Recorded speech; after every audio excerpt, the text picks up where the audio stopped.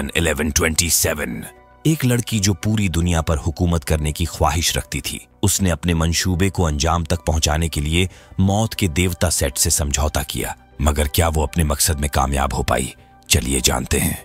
कहानी की शुरुआत होती है लंदन शहर से, जहां पर रेलवे लाइन की सुरंग बनाते समय कर्मियों को क्रूसेडर किंग्स के ताबूतों से भरा एक प्राचीन मकबरा मिला। अगले ही पल उस जगह को पुरातात्विक विभाग वालों ने अपने कब्जे में ले लिया। मकबरे के एक दीवार पर लिखा था, अतीत हमेशा के लिए दफन नहीं रह सकता। एक ऐसा रहस्य जो इतिहास ने मिटा दिया और समय भूल गया।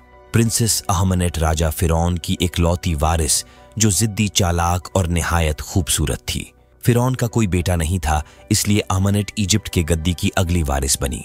मगर एक दिन फिरौन को एक बेटा हुआ जो पैदा होते ही अहमनेट से उसका हक छीन लिया। उस दिन अहमनेट को समझ आया कि ताकत दी नहीं जाती, उसे छीनना पड़ता है। बदले के नशे में चूर होकर उसने मौत के देवता सेट को पुकारा। उस दिन अहमनेट को एक नया अवतार मिला। सेट ने उसे एक खंजर भी दिया। दोनों के बीच समझौता हुआ कि वो एक नस्वर आदमी को मारकर सेट को दुनिया में वापस लाएगी, फिर उसकी मलिका बनकर दुनिया पर राज करेगी।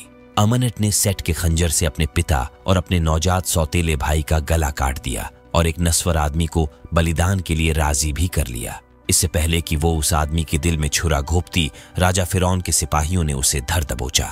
सजा के तौर पर अहमनेट को जिंदा मम्मी बनाकर ताबूत में बंद कर दिया गया और उसे इजिप्ट से बहुत दूर ले जाकर जमीन से 100 फीट नीचे दफन कर दिया गया। वर्तमान समय में हम मेसोपोटामिया यानी आज के इराक के एक गांव को देखते हैं, जहां पर अब सिर्फ बागियों का बसेरा है। यही कुछ दूरी पर अमेरिकन एयरफोर्स के 2 जासूस निक और वेल की ड्यूटी लगी थी। उनका काम 100 मील दूर से बागियों पर नजर रखना था। निक को पहले से ही पता था कि यहाँ हरम का खजाना छिपा है, इसलिए बेस पर खबर किए बिना ही चोरी छिपे ये गांव में पहुंच गए। पर वहां जाते ही इन पर धड़ाधड़ गोलियां चलने लगी। ये किसी तरह बचते बचाते एक छत पर पहुंचे, जहां से वेल ने बेस पर खबर कर हवाई हमले की मांग की।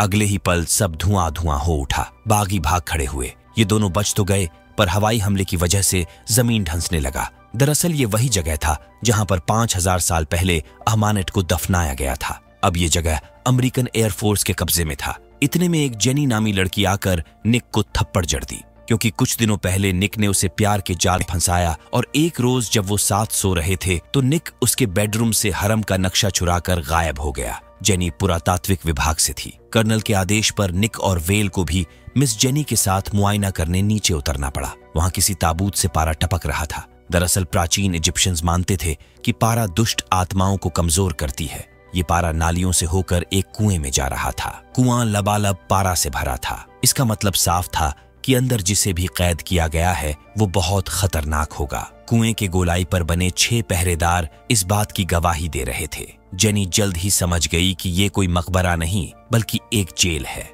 वहीं निक और वेल तो वहां पड़े खजाने पर हाथ साफ करने में जुटे थे। इतने में निक कुएं के अंदर क्या माल मटेरियल रखा है देखने के लिए एक वायर को निशाना बनाया, जिसके टूटते ही कुएं से एक प्राचीन ताबूत बाहर निकला। अगले ही पल वहां जंगली मकड़ियां निकलने लगी। उनमें से एक ने वेल को काट भी लिया। इसी बीच निक ताबूत से नजर मिलाते ही सम्मोहित हो गया। उसे अहमनेट के विजन आने लगे। अहमनेट ने कहा, तुमने मुझे आजाद किया, अब मैं मौत के देवता सेट को तुम्हारे शरीर में वापस लाने के लिए तुम्हें चुनती हूँ।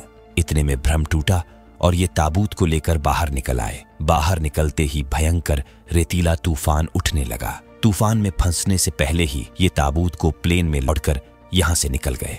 वहीं मकड़ी के काटने से वेल की हालत खराब होने लगी थी। उसके ऊपर अहमनेट का साया हावी हो चुका था। अगले ही पल वो ताबूत को खोलने लगा। कर्नल बीच में आए तो चाकू उनके सीने में उतार दिया। अब वो इनके लिए खतरा बन चुका था, इसलिए निक को उसे गोली मारनी पड़ी। उसके मरते ही अचानक हजारों कौवे प्लेन के सामने आ गए, जिनसे टकराते ही प्लेन क्रैश होकर नीचे गिरने लगा। प्लेन में एक ही पैराशूट था जो निक ने जेनी को दे दिया। जेनी बच गई, जबकि निक के साथ जितने भी लोग प्लेन में सवार थे वो सब के सब मारे गए। उनकी लाशें शव घर में पड़ी थीं। तभी अचानक निक उठ खड़ा हुआ। उसके शरीर पर एक भी चोट का निशान नहीं था। उसे जिंदा देख सब हैरत में थे। निक भी परेशान था। बाथरूम गया तो मिरर में वेल की आत्मा नजर आने लगी। उसे कुछ समझ नहीं आ रहा होता कि ये सब उसके साथ हो क्या रहा है। वेल की आत्मा ने बताया कि प्लेन क्रैश में उसका जिंदा बचना कोई इत्तेफाक नहीं था। अमानेट ने उसे चुना है ताकि उसके दिल में खंजर घोंपकर सेट को दुनिया में वापस ला सके। निक समझ चुका था कि अगर अमानेट आजाद हुई तो अपने साथ कयामत लाएगी। यहाँ से बाहर निकला तो उसे एक मम्मी दिखी जो उसकी तरफ ही चली आ रही थी। उसके साथ हजारों चूहे थे जो देखते ही देखते निक पर हावी हो गए। भ्रम टूटा तो वो गाड़ी से मरते मरते बचा। दरअसल उसे अभी भी अमानेट के विजन आ रहे थे। निक ने जेनी को सब कुछ सच सच बता दिया कि जब से वो उस मनहूस ताबूत के संपर्क में आया है तब से उसे इजिप्ट की राजकुमारी अहमनेट के विजन आने लगे हैं। साथ ही साथ वैल की आत्मा भी नजर आने लगी है। जेनी को उसकी बातें ऊपर ऊपर से निकल रही थी, फिर भी वो उसका भरोसा करके इसीलिए वो जेनी को लेकर उसका बंदोबस्त करने प्लेन क्रैश वाली जगह की ओर निकल पड़ा। दूसरी ओर प्लेन क्रैश वाली जगह को दिखाया जाता है जहां पर 2 सिपाही घटना स्थल का निरीक्षण करने पहुंचे थे। प्लेन क्रैश में अहमानेट का ताबूत टूट चुका था। जैसे ही एक सिपाही उसके करीब गया, अहमानेट उसकी सारी ताकत चूस गई। दूसरा सिपाही भी उसका शिकार बन गया। धीरे धीरे लोगों की ताकत चूस कर वो अपने असली रूप में आने लगी थी। वो जिसे भी चूसती वो उसका गुलाम बन जाता। निक भी उसे कैद करने के मकसद से यहाँ आ पहुंचा, लेकिन उसे कहाँ पता था कि अहमानेट ताकतवर हो चुकी है। पलक झपकते ही उसके गुलाम निक को पकड़ लिए। वो सेट के खंजर से निक को मारने जा ही रही थी, तभी पता चला कि खंजर पर लगा नगीना गायब है। नगीने के बिना रस्म पूरा नहीं हो सकता था। इस बात का फायदा उठाकर जेनी ने उन पर हमला कर दिया। अहमानेट उसे मारकर उसकी भी ताकत चूसने ही वाली थी, मगर निक ने उसे बचा लिया और ये खंजर लेकर यहाँ से भाग तो निकले, पर घूम फिर कर उसी के पास जा पहुंचे। दरअसल वो निक के दिमाग में घुस चुकी थी, इसलिए निक जहां भी जाने की सोचता वो वहां पहले ही पहुंच जाती। उसके गुलामों से ये बचने का लाख प्रयत्न किए मगर कुछ न हो सका। इनकी गाड़ी जंगल में पेड़ों से टकराकर पलट गई। निक समझ चुका था कि अमानेट से पीछा छुड़ाया नहीं जा सकता, इसलिए उसे जान से मारने जोशो खरोश से आगे बढ़ा, मगर अमानेट के एक घूंसे में फुटबॉल की तरह उछल गया। वो जेनी को चूसती उससे पहले ही कुछ अनजान लोग अहमानेट को बंदी बना लिए। निक को भी बेहोश कर अपने साथ उठा ले गए। होश में आने के बाद पता चला कि उसे एक लैब में ले जाया जा रहा है। यहाँ के कर्ता धर्ता थे डॉक्टर हेनरी, जिन्हें हमने मूवी के स्टार्टिंग में देखा था। यहीं पर पता चला कि जेनी डॉक्टर हेनरी के लिए ही काम करती है। उसी के लोकेशन बताने के बाद अहमानेट पकड़ी गई। ये लोग अहमानेट के रगों में लगातार पारा भर रहे होते हैं ताकि उसे बेहोश कर उस पर रिसर्च किया जा सके। तभी अहमानेट को दिखा कि लंदन में मिले क्रूसेडर नाइट के एक मकबरे से सेठ के खंजर पर लगा वो लाल नगीना मिल चुका है। अब रात को जब सभी सो रहे थे तब अहमानेट ने एक आदमी को वश में करके उसके हाथों सारे सिस्टम को बंद करवा दिया। पारा का प्रवाह बंद होते ही वो आजाद हो गई। उसके हाथ खंजर लग चुका था। अब उसे सिर्फ लाल नगीने की तलाश थी, जिसे पाने के लिए वो काली शक्तियों का आह्वान करके रेतीला तूफान उठाने लगी। पूरा का पूरा लंदन शहर रेत के बवंडर में फंस गया। इस भयावह तूफान में गाड़ियां तिनके की तरह उड़ रही थीं।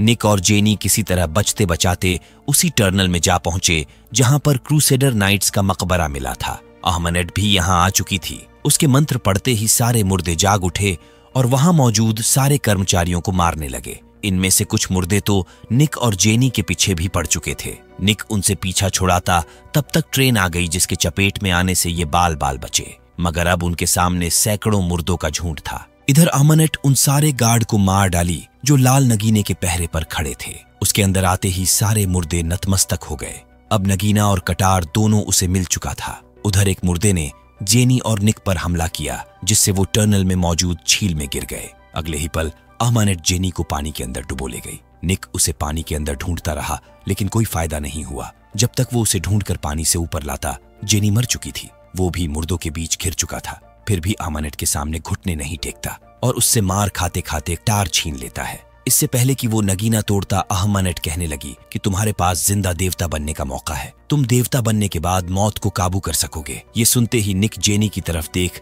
खंजर अपने आप को मार लिया। अगले ही पल उसके अंदर सेठ की शक्तियां आ गईं।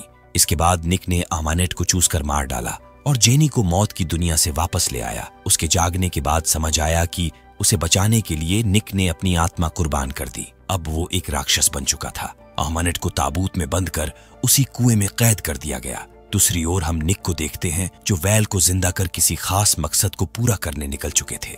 दोस्तों, इस फिल्म की IMDb रेटिंग है 5.4। इस फिल्म का बजट था $195 मिलियन। इसने बॉक्स ऑफिस पर $410 मिलियन की कमाई की थी। अगर आपको हमारे चैनल की वीडियोज पसंद आते हैं तो लाइक, शेयर, सब्सक्राइब जरूर कीजिए।